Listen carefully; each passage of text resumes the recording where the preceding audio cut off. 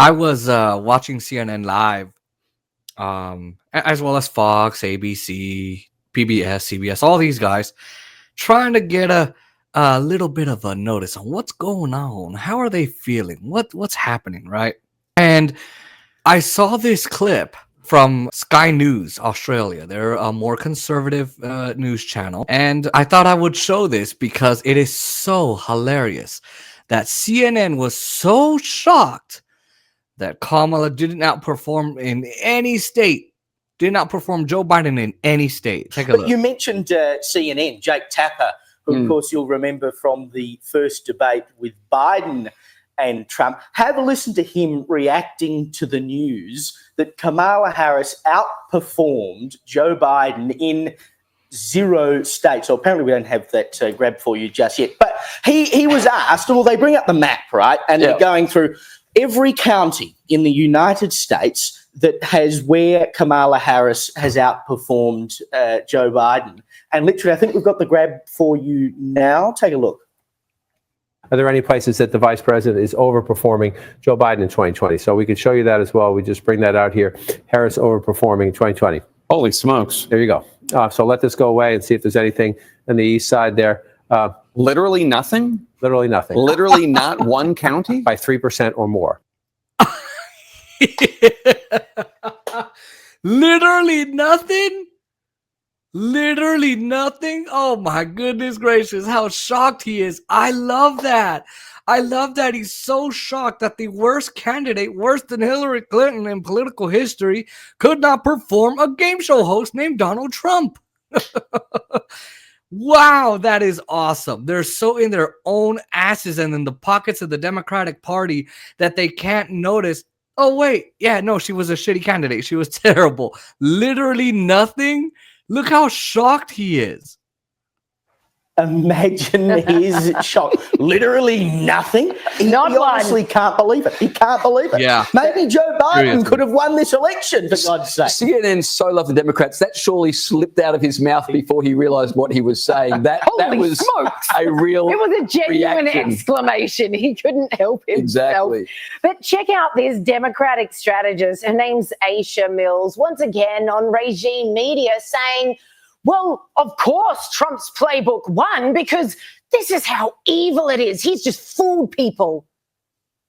You're talking about the propaganda campaign and the playbook of Trump. This is not new. This is not surprising. This is directly out of Hitler's playbook. This is out of an autocrat playbook.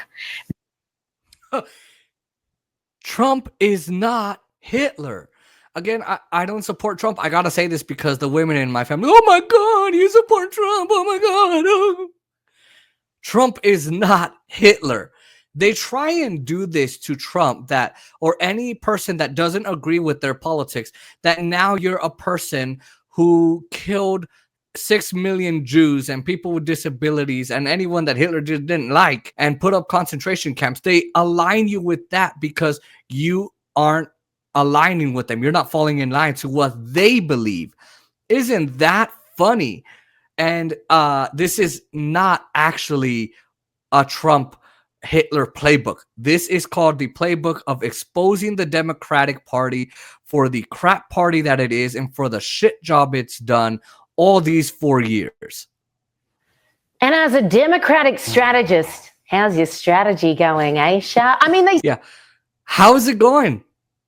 How's it going, girl?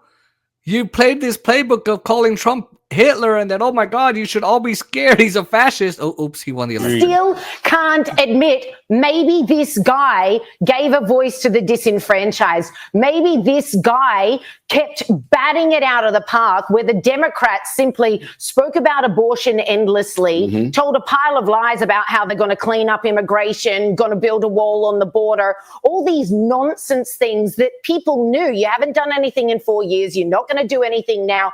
Trump speaks to what Menzies here in Australia called the forgotten people. And yeah, he speaks to it, but he doesn't help them either. Neither of these candidates was going to help any of you and any of us, right? That just wasn't going to happen. But that's true. They keep saying, oh, we're going to finally fix immigration. Your border czar, and the media hated that we called her that, your media czar cackling bitch Kamala Harris didn't do anything but open the border to terrorists and criminals and people that literally took a bunch of people hostage in their apartments by overtaking apartment complexes because they were armed, and you gave billions of dollars to illegal migrants when you could have given those billions of dollars in benefits to American citizens that have worked their asses off, paid taxes, and benefited our society and been productive members of our society and stayed out of trouble, and you didn't do that. Ain't that funny? And yeah, Trump is playing to the Democrats' weaknesses here. And even those who hated him back in the day, remember that life was better under Trump.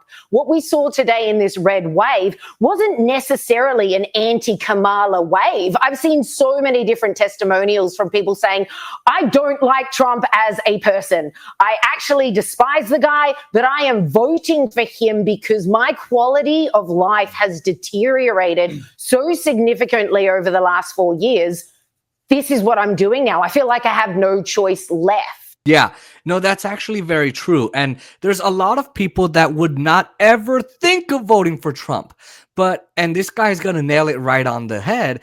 But if you look at your quality of life, you look at the fact that you can't give your son or your daughter a $20 bill to go on their school field trip, or $5 to get a book at the book fair, or maybe you're a mama and you want to give her $10 for her date or whatever, and you can't do that because you just looked at your power bill and you're like, well, we can't pay that. I gotta keep a roof over our head. Our power bill has doubled. Our groceries have doubled or tripled in some cost. It's in some capacities. We're now paying $5 for a single gallon of gas. I'm now spending $200 to fill up my little car instead of just $50 like before. So yeah, of course. Yeah.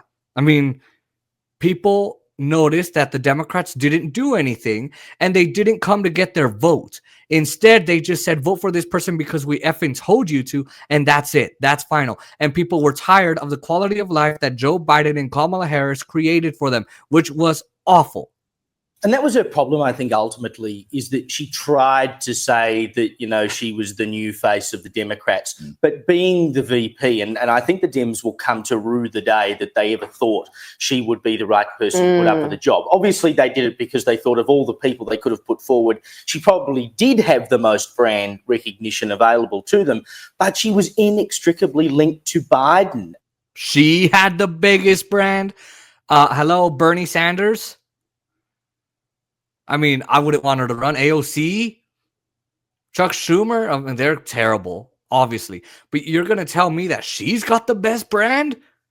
Sorry, guys. You guys are normally right here on this channel, but no. Oh, and she talked about how all they talked about was abortion. That's literally all they talked about. How far did that get you? Because you forgot about everybody else. I mean, what you saw today was a repudiation of Bidenomics. It didn't work. People know it didn't work because they open their wallets, they look at their power bills, they know how they're doing now compared to 4 years ago and how they did under Trump up to 8 years ago. That's what they voted against today, and Kamala could not get away from that. Like, she was Biden with a black female face, basically. Damn, he went there. No, he's correct. Absolutely. My mom's like, well, if I say, well, they didn't pass this, they didn't pass the Women's Health Protection Act, they did this, well, that was Biden, that's not her. Well, guess what? She's his vice president. And Trump correctly went on the attack and linked her to Bidenomics. And we went over it. We did an ad here where she said, we are proud of Bidenomics. Your bread is higher, your roast beef is higher, your corn is higher, your cereal is higher, your power bill is higher, your gas is higher, your AC bill is higher, your HOA fees are higher, your property taxes are higher. That is what Bidenomics was, and they rightly so tied her to Bidenomics because she said she was proud of Bidenomics, and she cackled and laughed about it. So yeah, what an interesting take by these guys here on Sky News.